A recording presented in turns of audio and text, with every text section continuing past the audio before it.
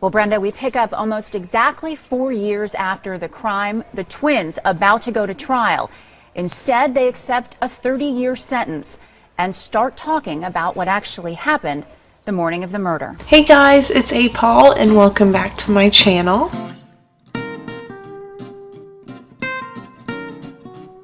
I have my bachelor's in criminal justice and a minor in psychology, and I'm going to say that for the next 71 videos because I'm just so proud of myself. And also, I am a board member for Voices for the Silenced. It's a nonprofit that helps family and friends of missing loved ones. We really just try to get as many resources together for you as we can to make the process of you having a loved one that's missing a little easier. We've helped set up searches, we've done billboards, social media presence, and just a little bit of everything. So if you need any help, please get a hold of us and we'll do what we can. And welcome back to the Crimetober series. You know, I usually do a few mild cases and then some pretty extravagant ones for this, but I swear every case I have done this month has been exhausting. And this one is also just as crazy as the ones we've already heard about. And today we are going to talk about the twins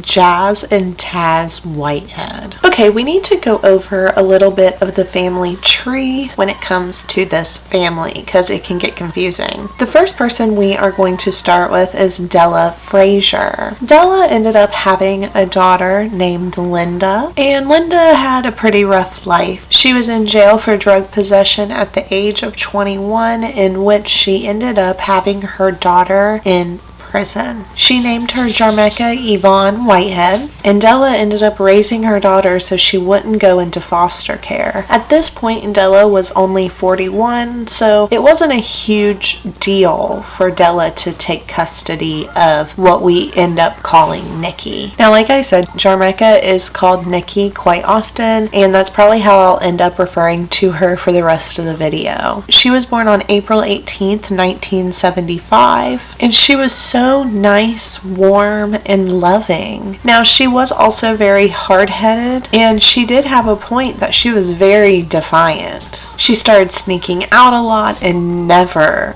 ever made curfew. And this stuff just didn't get easier. She ended up leaving the house at 16, where she lived on the streets. And at the age of 18, she ended up getting pregnant. Now, she did find out that she was having 2 twin girls, but the dad wanted nothing to do with these babies. And he ended up actually moving to Canada, so he never really had anything to do with them. So at this point, Nikki did end up moving back in with Della because she needed a place to raise the girls, and the streets were not it. And the twins' names were Jasmia and Tasmia Whitehead. They were born on November 27th, 1993, and they were identical twins. Della is again about to raise a whole other generation of kids, and you've got to think about it. Nikki was Della's granddaughter, so raising these twins meant she was raising her great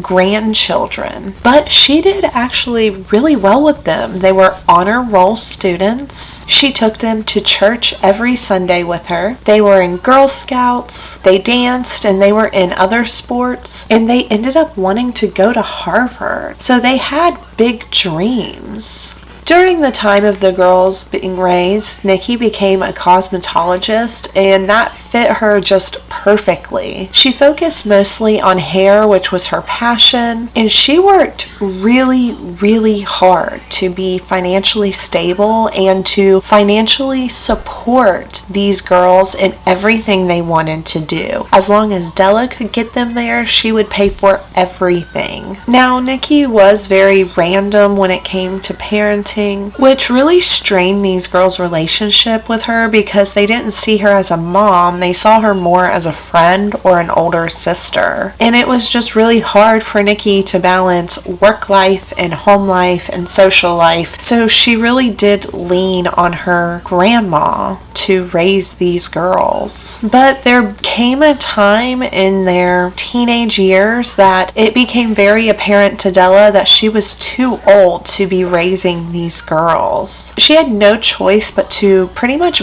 blindly trust them. She gave them a lot of freedom because she didn't have the energy to be on top of them and be a strict parent. And their grades were starting to drop. They were sneaking out to hang out with boys. They were dating older boys, and they were smoking weed at the time. Now, somewhere around their preteen, teenage years, Nikki did meet a guy that she ended up really liking. His name was Robert Head. She was 25, and the kicker is this Robert guy was 55. So 30 years older than Nikki, but when it comes to two adults, age can be just a number, and they made things work. They really enjoyed each other. Now, he was a semi-driver, so he wasn't here all the time, and he lived in Conyers, Georgia. This was a safe, gated community, and there was known to be little crime in this area at the time. Robert had seen her at the mall and just thought she was beautiful and had to tell her. They ended up walking around the mall for quite a while and then went out dancing that night. And they hit it off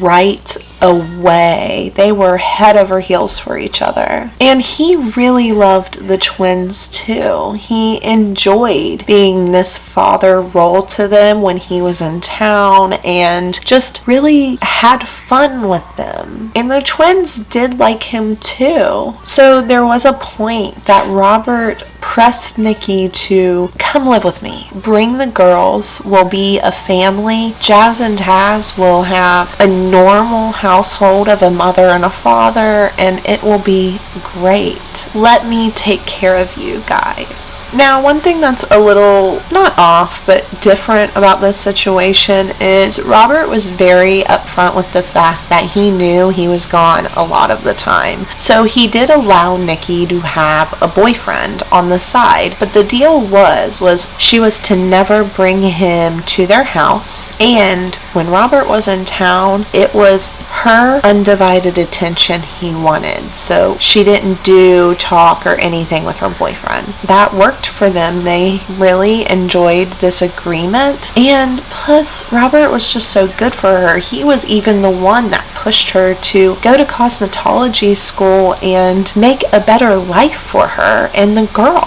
So in 2007 is when Nikki started to fight for custody of the girls. Jazz and Taz were 13 at the time, and they just did not want to go with her. They had had their whole lives with Della, and they just saw Nikki's parenting as so hypocritical because the things they were doing was things they knew for sure their mom did too, or was actively doing. And this caused a lot of resentment. This started verbal fights, which then ended up becoming physical fights between these three girls. And you've got to think, Robert was out of town a lot of the time, so it was just Nikki at the house with these twins that were just outraged that she pretty much just came in when she decided to be a mom and a family and uproot them from their whole entire life and honestly tons of freedom that Della gave them. And she argued, your grades are dropping, you're sneaking out, you're not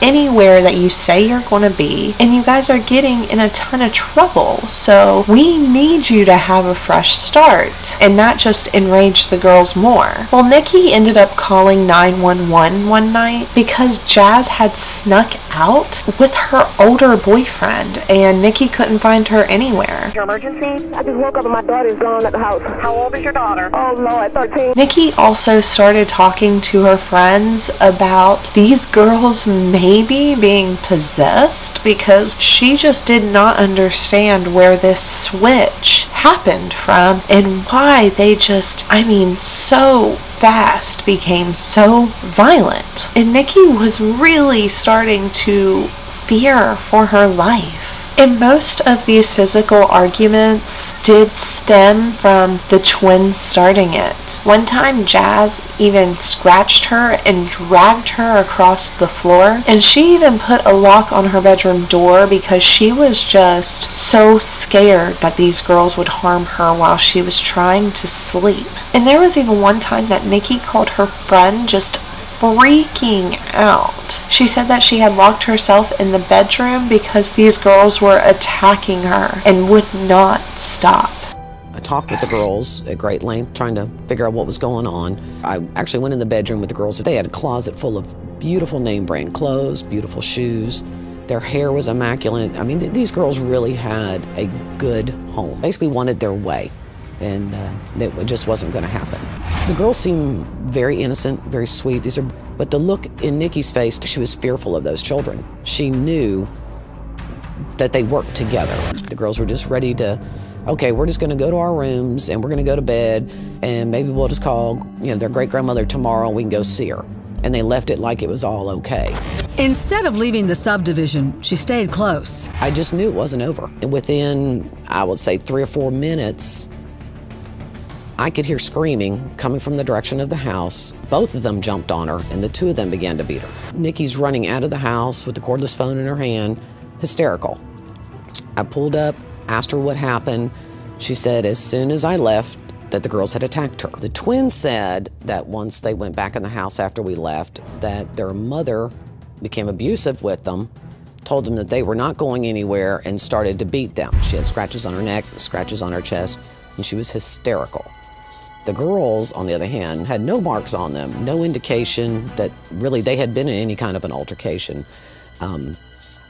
Talking with them, I didn't believe a thing that the girls had said. You could have been two strangers and there would have been more emotion shown. And this incident in particular did end up making these girls go to juvenile court, in which they were now going to have to complete counseling, and that did not go well. They had up to 6 different counselors within a couple of months. And due to how violent things had gotten, these girls ended up going back to Della's to live for a little bit, and she gained full custody again. It was just clear that Nikki had lost control of this situation. And Linda, you remember Linda, right? Nikki's mom that had her in prison, that you just never hear anything else about until this moment, tries to tell Nikki, no, you need to go get your girls back from my mom. They're your girls. They need to live with you, says the woman who made Della raise her child. But I digress. But on January 5th, 2010, Nikki did end up regaining custody of Jazz and Taz. She never quit fighting for them. She knew she wanted to take a stab at parenting now, and she was going to do whatever it took. And now listen, the girls were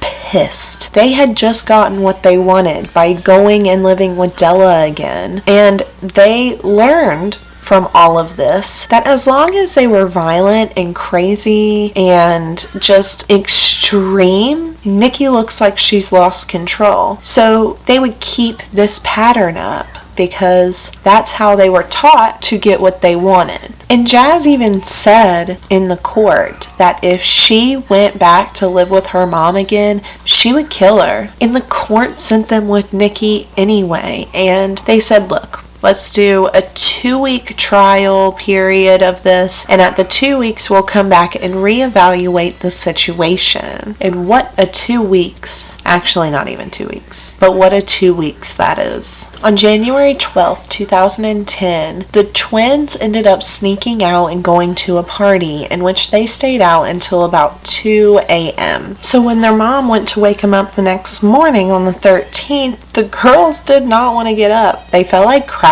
They just did not want to listen to their mom that morning and didn't want to go to school, or at least not on time. They were just over it. And just a reminder that January 13th was just 8 days after Nikki regained custody. Nikki was angry at the girls for waking up late for school and not listening to her. She just was not going to have sympathy for these girls sneaking out and going to a party until 2 a.m. on a school night. She expected them to get up and go to school, and she didn't necessarily care that they felt like crap. That was a consequence to their decisions that they had made. And she made sure to let them know that this was her house and they had to deal with her rules. And this sparked a massive argument between the girls and Nikki. The girls would get out of bed and follow Nikki into the kitchen, in which they continued to scream at each other for quite some time. She just started waving the pot around and things like that or whatever. And so I guess she trying to hit us with the pot. You know, she just threatening us and everything. The girls say they got the pot away from her, but it was the start of an all-out brawl. Your mom's yelling? We all yelling. Everybody's yelling. We mad. I had took the pot from her. This one she had grabbed and kind of turned like you said, get back. But she didn't keep the knife in her hand. My mom is winning that battle with the knife or whatever, so I picked up the pot and I hit her with the pot. Somehow they made it into the living room. Jazz breaks this red vase over her mother's head. It was the first sign of blood, and her mother fought back. She bit me in my chest. Like I said, I'm not that big, so when she bit me, she latched on to me, and I'm trying to get her off of me because it hurts. I'm trying to punch her, I guess, and I think Dad stabbed her.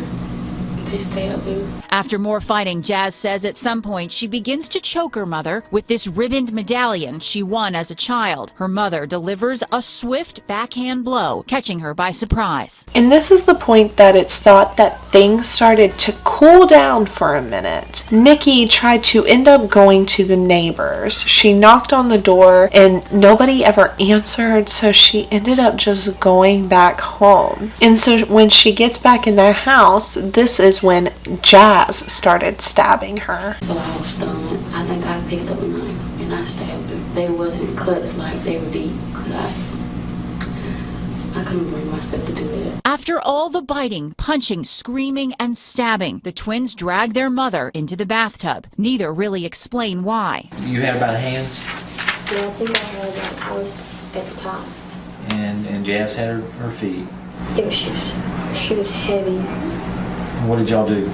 They put her in the tub. But Nikki Whitehead was still alive. In fact, she was talking to the twins. What's she saying? She hated us. She hated us. And I guess the same thing. We're going to jail. But what are you saying to her? I'm sorry. I told her I was sorry. Minutes later, they would watch their mother die. She went under a couple times and that was it. When that was it, let me use your words, when that was it, what'd you and your sister do? I guess we were shocked. We were really relieved, I guess, of what we did. We cried. We cried for a long time. Then they would attempt to clean up, go to school, and begin their lies to police. We just started planning how we was going to cover it up, I guess. And they took Nikki's purse, Nikki's phone, the knife and the pot, and put it in a plastic bag. Now, when they left for school, they ended up walking to a gas station in which they hitched a ride to go to school. They did end up arriving about 2 hours late, and that is caught on the security cameras there. The girls admit that when they returned, they expected the police would be there, and their mother would not. The sight of what they had done was overwhelming. So when they arrived home and realized no one had found their mom, they kind of started to panic. And that is when Taz, I think, ran out and waved down a patrolman that was in their area and told them that they just found their mom murdered in their house. And when the police walked into this house, it was covered in blood. The floors, the walls, the furniture, everything was covered in blood. You could smell it. There were drag marks in the blood that could pretty much point out exactly what happened. It was completely mapped out. It was clear she was dragged from the living room to the master bathroom, and there were trails of blood that showed that Nikki tried to escape. But you could also smell bleach from where these girls tried to clean up. There was also a stack of towels missing from the linen closet, and they were found in the washing machine, also covered in blood. And when they were going through the closets, they found a shoebox with boots in them that had multiple people's blood on them. And when looking in the shoe, there was literally a chunk of hair of Nikki's wrapped in like a napkin, shoved into this boot. Something else to note was that the sinks were completely clean. And there was also a journal that they found in this house. Jazz and Taz both wrote in it, and they described multiple times in extreme detail how much they hated their mom. And Lieutenant Chris Moon said this was the bloodiest scene he has ever seen, and said that it was clear there was a struggle. Now, they ended up taking the twins to the sheriff's department. One of the twins we observed in the back of the ambulance. We saw her bite her arm.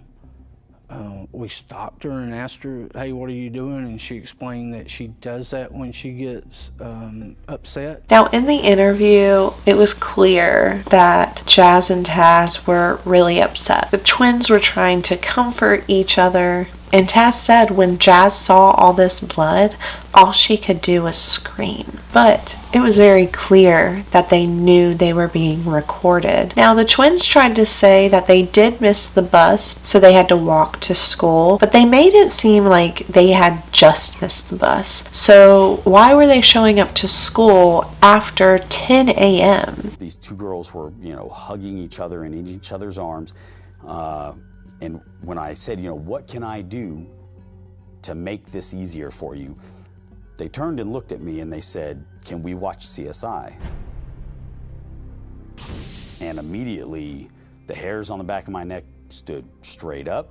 Essentially, it was right then, and it was like, okay, something was very, very off. And now they did end up saying that they needed to separate the girls and interview them apart. And when they did that, their stories fell apart. Now, the medical examiner did say that it seemed like it was a crime of passion. She was stabbed around 80 times. She was stabbed in the back of her neck, her lungs, and her jugular. They found hair in Nikki's teeth, and her spinal cord was nearly severed, which is the reason she couldn't hold herself up in the bathtub. So they did ultimately drown her. And it was just very clear to this medical examiner that this was not someone that was a stranger. Now, the officers did end up talking to Nikki's friends, and they talked at lengths about how scared she was of the twins. And they looked into Robert, but Robert was on the road at the time and had a solid alibi, so it was clear it wasn't him. And they also were able to clear him by DNA testing. Now, they looked into Nikki's boyfriend that I mentioned earlier, Joe, but he was devastated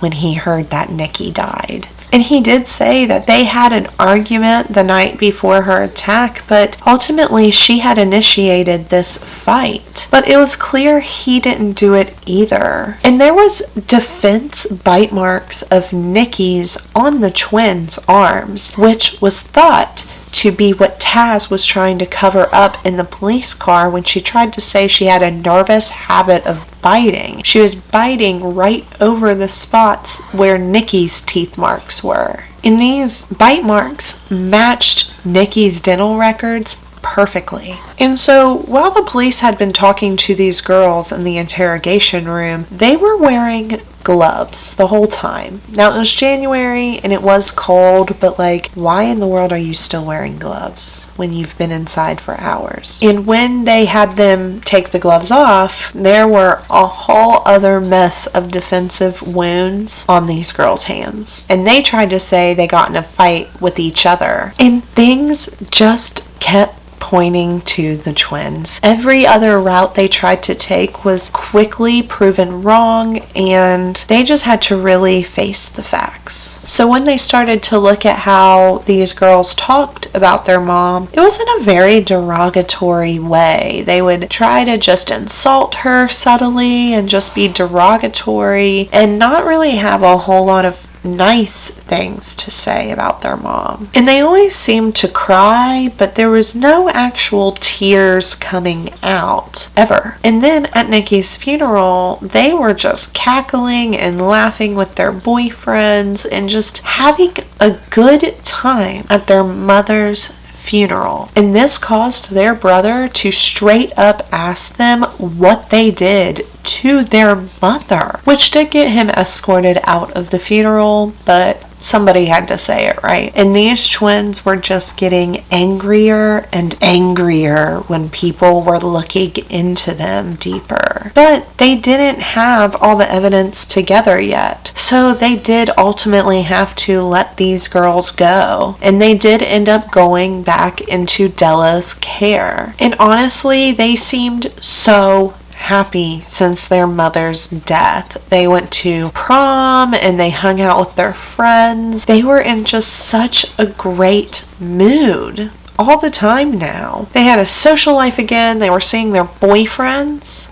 And they did end up starting to party again. And they were just having a great life now that their mom wasn't trying to get in the middle of what their life has always been like. But they did end up arresting Jazz and Taz on May 21st, 2010 for the murder of their mother. They first pleaded not guilty to second-degree murder, but a plea agreement was offered to them that as long as they gave a full confession, they would not give them life in prison. So in January 2014, Taz ended up pleading guilty to voluntary manslaughter. She also pleaded guilty to possession of a knife. She also pled guilty to making false statements, possession of a knife during a crime, and she was sentenced to 30 years in prison. I really wished it didn't happen like that.